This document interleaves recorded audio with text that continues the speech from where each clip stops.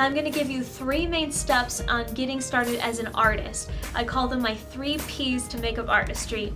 They are practice, portfolio, and publicize. Now your number 1 task in becoming a makeup artist is to practice, practice, practice. I cannot stress this enough. I'm not going to tell you to go out and spend thousands of dollars to get a degree or go to all these seminars and workshops and spend all this big time money on products, because none of that's going to be effective unless you're practicing your skills. Makeup is an art, and the more practice and the more that you get in there and get hands-on experience, the better your skills are going to get. So grab your friends, your neighbors, your co-workers. Make sure you have a variety of skin types, skin colors, eye colors, ages, because the more types of people you're going to work on, the better your skills are going to get, and the more you're going to know on what works for different people. Also, make sure to take pictures of every work that you do, so that way you can document your progress and see in person what worked and what didn't. What looks good in real life is not going to transfer the same in pictures. A lot of times your makeup will be faded, it won't be as bright or vivid, you'll have shiny spots. You really need to practice getting pictures and looking at them and seeing how it differs between what it looks like in real life, what it looks like in print. So definitely practice as much as you possibly can and take pictures of all of your work.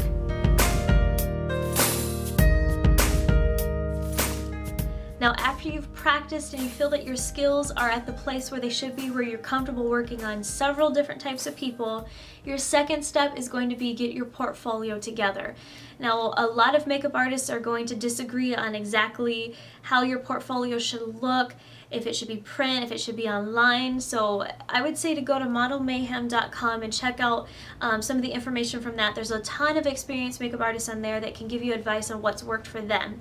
For me personally, online has been the best way to go. I can get clients from all over the world that will want to hire me for different work, whereas if I have a printed portfolio, I can only take that to certain people around in my area, which is great too, but a lot of people nowadays want something they can check on their computer at home whenever they're free. They don't want to have a special meeting with you to look at your portfolio, because you aren't going to want to leave that with someone. It's very expensive to put that together. So that's just my thoughts on it. But if you want to do a printed portfolio, what you want to do is get some great pictures of your work from a professional photographer. This is where you'll spend your money, other than in your kit, is to hire a professional photographer to get pictures of your best work and blow them up to a 9x12 or even 11x14 size. Put them in some sleeves in a really nice leather binder, and that will be your portfolio you can show someone in person. For your online portfolio, you can get websites from GoDaddy.com or just a ton of different hosting sites, or you can even set up a blog, which is free and very easy. You can use WordPress or a ton of different blog sites out there. I'm not the expert in blogs, but I would say definitely don't post your pictures on MySpace or Facebook.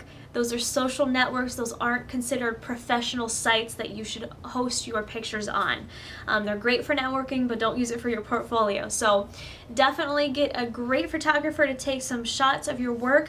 Get some variety. You don't want to have all of one style. You want to have some wedding shots, some clean, very simple makeup, some dramatic ones. Just get a nice variety on there so it shows that you are skilled in many different ways.